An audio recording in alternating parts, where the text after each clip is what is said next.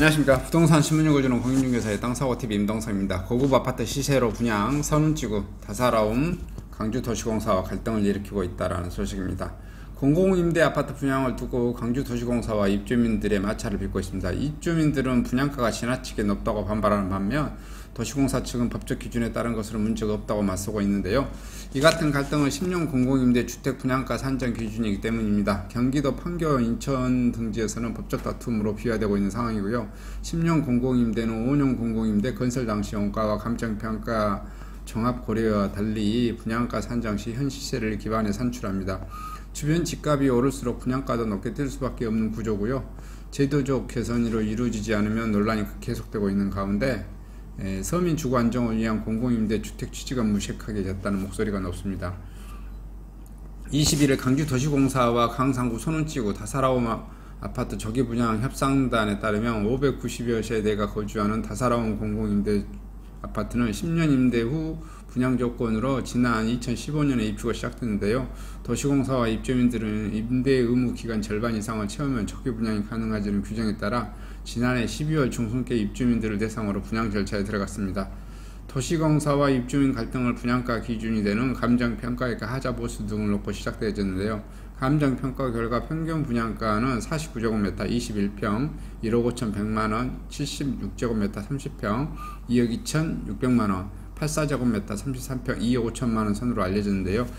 주민들은 주변 고급 아파트 시세를 반영해 분양가가 터무니없이 높다고 주장하고 있습니다. 협상단은 브랜드 가치가 높은 민간건설사, 공동 편의시설, 마감재 등을 잘 갖춰진 주변 아파트와 달리 다사라움 임대아파트는 편의시설이 거의 없는 데다 구실시공으로 배수관 용류, 사시사철 나방파리대 기승, 곰팡이 등 이음새 등 전 세대에 걸쳐 하자가 있다며 하지만 도시공사는 수년째 하자 보수에 대한 책임도 회피한 채로 입주민과 소통하지 않고 있다고 설명했습니다. 지난해 12월 전체 세대 중 1차 계약을 맺은 80여 세대 협상단은 1차 감정평가에 대한 이의를 제기하고 415세대의 자비로 2차 감정평가를 진행했지만 도시공사 측은 갑질의 피해를 입고 있다 주장하고 있습니다. 협상단은 도시공사는 1차 계약을 맺은 80여 세대만 감정평가를 토대로 한 부분을 알리고 다른 입주민들에게 현재까지 알리지 있지 않다. 주민들 간 불화를 조정하고 하자보수 책임을 주민들에게 떠넘기기 위한 졸속계약 추진이라고 반발했고요. 또 협상단은 주거안정과 서민은 내 집 마련에 앞장서야 할 공공기관인 도시공사가 최근 폭등한 시세만 반영해 분양한 전환 가격을 고집한 것은 명백한 잘못이다며 우리 아파트만의 문제가 아닌 10년 공공임대 분양가 선정 기준 논란의 전국적인 현상입니다. 상식적인 분양가 책정과 하자 보수에 대한 입주민들이 협의에 잘 나서달라 강조했고요. 이에 강주도시공사 측은 분양가는 법적 기준에 따라 기 때문에 문제가 없다. 2차 감정평가를 통해 산출된 분양가는 추후 분양 일정이 정해지면 입주민들에게 알릴 생각이다. 하자 보수도 입주민과 협의를 통해 진행하겠다 밝혔습니다. 김동기 한국부동산개발협회 호남 지회장은 공공기관에서 임대주택 사업은 저소득주 무주택자 청년 신혼부부 사회에 안착하지 못한 이들을 보호하는 방향으로 가기 위해 민간 분양도는 저렴한 가격에 공급되어야 한다며 공공기관도 적자가 나지 않고 입주민들을 보호할 수 있는 적정선을 찾아야 한다고 말했습니다.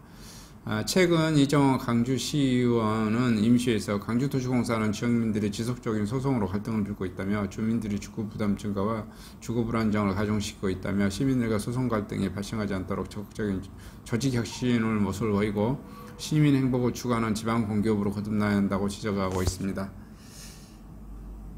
이거 왜 그럴까요?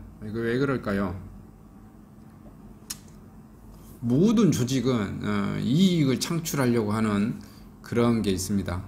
공공기관이라고 명칭을 칭하고 LH라고 명칭을 칭하고 도시공사라고 명칭을 칭하고 강주도시공사, 서울공사, SH공사 이렇게 다 전남개발공사 하지만 적자가 나면 다 어떻게 해야죠?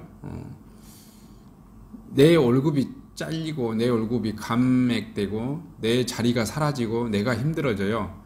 어떤 조직이든지 자기의 이익을 창출하려는 게 기본 습성입니다.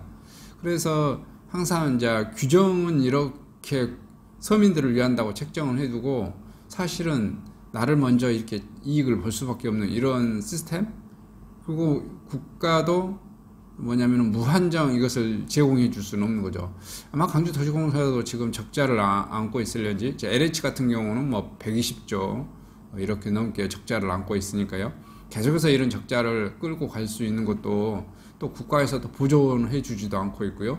나중에 만약에 100조에서 뭐 1000조 이상 넘게 간다고 하면은 국가가 또 이렇게 뭐 세금으로 떼어야 되는, 그러면 또 국회의원들이 욕먹고 또 자기 직위가 날아가고 이런 문제가 생깁니다. 그 다음에 내 직원들을 이렇게 본인부터 또 뭐 LH 직원부터 잘라라 이런 문제가 생기게 되는 거거든요. 감액해라 이런 문제. 그래서 이게 복합적인 문제가 되어지는 겁니다. 그리고 거기에 대한 이자 비용, 이자 비용이 뭐 엄청납니다. 계속 이렇게 부풀려지는 거니까요. 자, 어쨌든 자, 이런 걸로 인해서 그 금액 문제 가지고 이렇게 계속해서 뭐 싸우고 뭐 그런 것 같습니다. 근데 뭐 제가 해줄 수 있는 말은 없는 것 같고요. 하자가 있는 아파트든 어떤 아파트든 어떤 부동산이건 소유권을 빨리 가져오는 게 나는 좋다라고 이 말만 그냥 해드리고 싶습니다. 이상 광주유권 부동산 소식을 마치도록 하겠습니다. 감사합니다.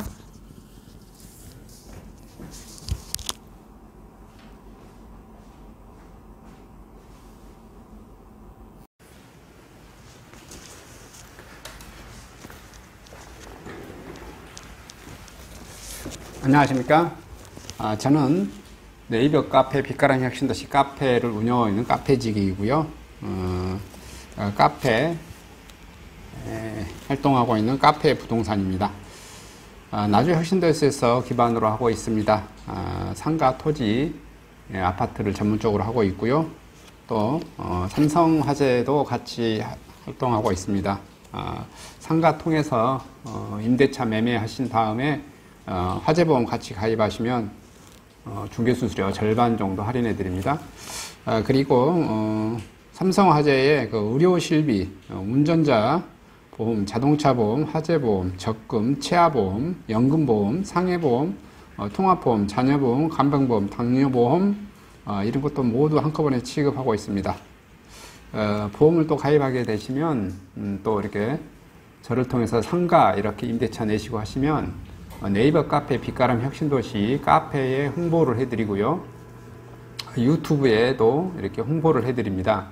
그리고 이벤트 행사를 해서 여러분의 매장에 손님들이 찾아갈 수 있도록 이렇게 해드리고 있습니다. 물론 이벤트 비용은 제가 부담해 드립니다.